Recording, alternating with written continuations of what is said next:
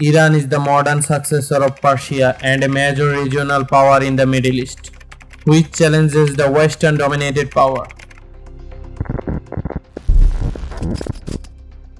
দীর্ঘদিনের আন্তর্জাতিক কূটনৈতিক, সামরিক ও অর্থনৈতিক নিষেধাজ্ঞাকে বুদ্ধিমত্তার সাথে পাশ কাটিয়ে ইরান আজ মধ্যপ্রাচ্যের ক্ষমতার ভারসাম্যে পালাবদলের ইঙ্গিত দিচ্ছে।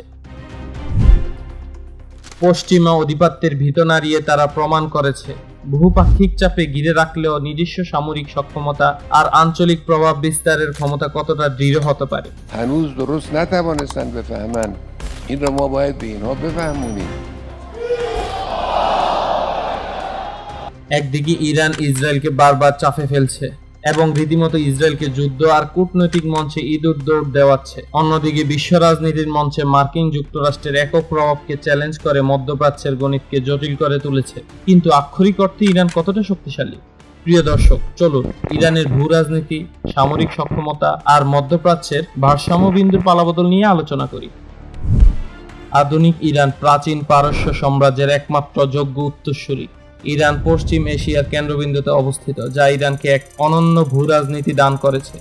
ইরানের এই কৌশলগত অবস্থান ইরানকে করে তুলেছে আপসহীন। ইরানের উত্তরে কাস্পিয়ান সাগর, দক্ষিণে পারস্য উপসাগর এবং ওমান উপসাগর, আরব উপদ্বীপ ও পারস্যের মধ্যবর্তী পারস্য উপসাগর আর ওমান উপসাগরকে সংযুক্ত করেছে স্ট্রেট অফ হরমুজ বা হরমুজ প্রণালী। ইরানের ভূ রাজনীতির মূল দাবারগুটি এই হরমুজ প্রণালী। আন্তর্জাতিক তেল বাণিজ্যের প্রায় 20 থেকে 30% প্রতিদিন হরমুজ প্রণালী পেরিয়ে যায়। হরমুজ প্রণালীর উত্তর তীর ইরানের নিয়ন্ত্রণে থাকায় এখানে তাদের শক্তিশালী সামরিক উপস্থিতি রয়েছে। যদিও প্রণালীর এক অংশ ওমানের সীমান্তে পড়ে, তবুও বাস্তবে হরমুজ প্রণালীতে ইরানের বিশেষ প্রভাব অস্বীকার করার উপায় নেই। হরমুজ প্রণালী ঘিরে ইরানের রয়েছে শক্তিশালী অ্যান্টিশিপ ক্রুজ মিসাইল ব্যবস্থা, যা প্রয়োজনে মুহূর্তেই শত্রু জাহাজ টার্গেট করতে সক্ষম। ইরানের এই ভৌগোলিক অবস্থান দেশটিকে বিশ্বের গুরুত্বপূর্ণ জ্বালানি রুটের গেটকিপার বানিয়েছে।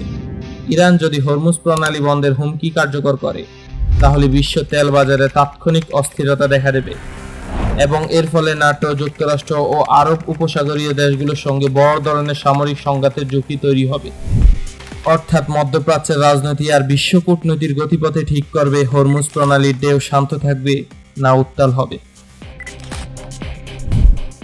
1979 সালে ইসলামী বিপ্লবের সময়ে পহলবী রাজবংশের পতনের মধ্য দিয়ে ইরানের সাম্রাজ্যবাদী রাষ্ট্রযন্ত্রের স্থলাভিষিক্ত হয় ইসলামী প্রজাতন্ত্র ইরান। ইরানের সর্বোচ্চ ধর্মীয় নেতা হন রুহুল্লাহ খমেনি। ইসলামী বিপ্লবের পরেই ইরানের সাথে পশ্চিমা রাষ্ট্রগুলোর সাথে অসন্তোষ উল্লেখযোগ্য হারে বৃদ্ধি পায়। পহলবী আমলে ইরানের অন্যতম মিত্র ছিল ইসরায়েল ও মার্কিন যুক্তরাষ্ট্র, কিন্তু ইসলামিক বিপ্লবের ফলে তার ছিটে ফোটাও আর অবশিষ্ট ছিল না। ইরানের শাসন ব্যবস্থায় যুক্ত হয় একের পর এক অ্যান্টি আমেরিকান নীতি। ইরান ক্রমাগত মার্কিন ও আন্তর্জাতিক নিষেধাজ্ঞার মুখোমুখি হতে থাকে। এই নিষেধাজ্ঞার কারণে ইরানের বৈধ তেল রপ্তানি কঠিন হয়ে যায়, আর তাদের সামরিক বাহিনীর জন্য অত্যাধুনিক অস্ত্র, জাহাজ ও যুদ্ধবিমান আমদানি কার্যত বন্ধ হয়ে যায়। ইরান ইসলামী প্রজাতন্ত্রের হাতে থাকা অধিকাংশ অস্ত্রই পহলবী আমলের যুক্তরাষ্ট্র থেকে কেনা হয়েছিল। নিষেধাজ্ঞার ফলে সেই পুরনো অস্ত্রগুলো রক্ষণাবেক্ষণও ইরানের জন্য ক্রমেই চ্যালেঞ্জিং হয়ে ওঠে। 1988 সালে ইরান-ইরাক যুদ্ধের পর ইরান সামরিক খাতে ব্যাপক বিনিয়োগ শুরু করে। নিজেদের সামরিক বাহিনীকে আধুনিকায়নের জন্য তারা উল্লেখযোগ্য কিছু পদক্ষেপ নেয়। ইরান ধীরে ধীরে অত্যাধুনিক ও সময় উপযোগী অস্ত্র, গোলাবারুদ, ট্যাঙ্ক, সজোয়া যান এবং নৌ ও আকাশ প্রতিরক্ষা সরঞ্জাম উৎপাদন ও উন্নয়নে সক্ষম হয়ে ওঠে। আর মাত্র এক দশকের মধ্যেই ইরান অস্ত্র রপ্তানিতে নাম লেখায়। গ্লোবাল ফায়ার পাওয়ারের সর্বশেষ তথ্য মতে সামরিক সক্ষমতায় শীর্ষ দেশগুলোর র্যাঙ্কিংয়ে ইরানের অবস্থান 14তম, যেখানে ইসরায়েলের অবস্থান 17তম। ইরানের সামরিক বাহিনীতে প্রায় 6,10,000 সক্রিয় সেনা ও প্রায় 3.5 লাখ রিজার্ভ ফোর্স রয়েছে।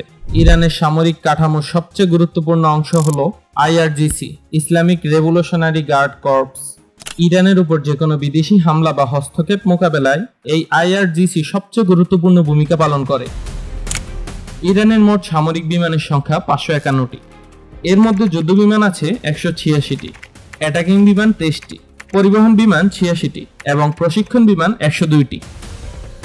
ইরানের সামরিক হেলিকপ্টারের সংখ্যা 129টি, যার মধ্যে অ্যাটাকিং হেলিকপ্টার 13টি। ইরানের স্থলবাহিনীর হাতে রয়েছে প্রায় 12,996টি ট্যাঙ্ক এবং 65,765টি সজোয়া যান।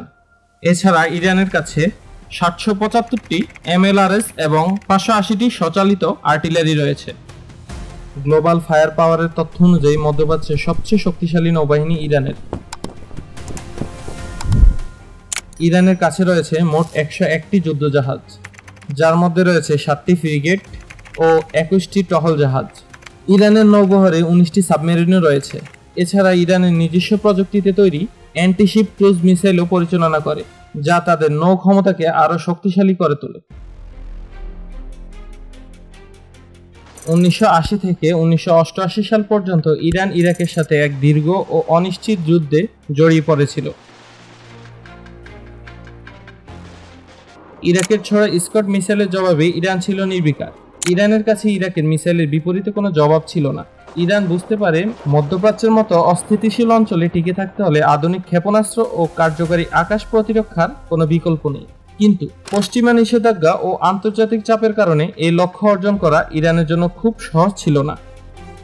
1984 সালে ইরান লিবিয়া থেকে খুব গোপনে প্রায় 20টি স্কট ক্ষেপণাস্ত্র সংগ্রহ করে।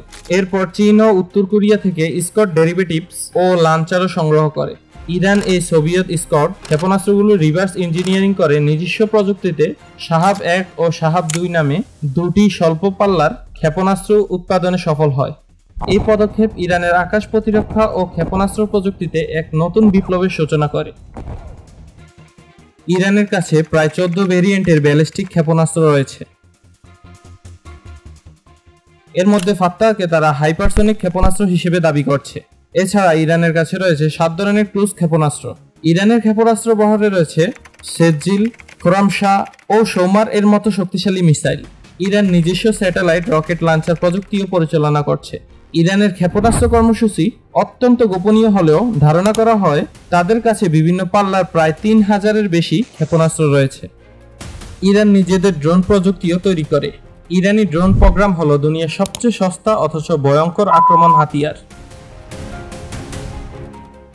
মিসাইলের থেকে 10 গুণ কম খরচেই ইরানি ড্রোন মাথার উপর বোমা ফেলতে পারে।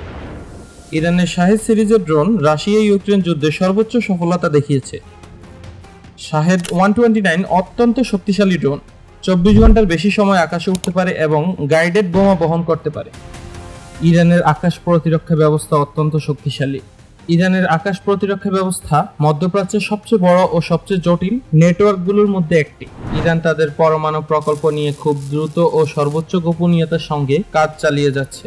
এটি একটি অত্যন্ত গোপনীয় ও সংবেদনশীল প্রকল্প হিসেবে বিবেচিত। প্রিয় দর্শক, আজকের এই আলোচনা এখানে শেষ করছি। ইরানের সামরিক সক্ষমতা নিয়ে আপনার মূল্যবান মতামত অবশ্যই কমেন্টে জানাতে ভুলবেন না।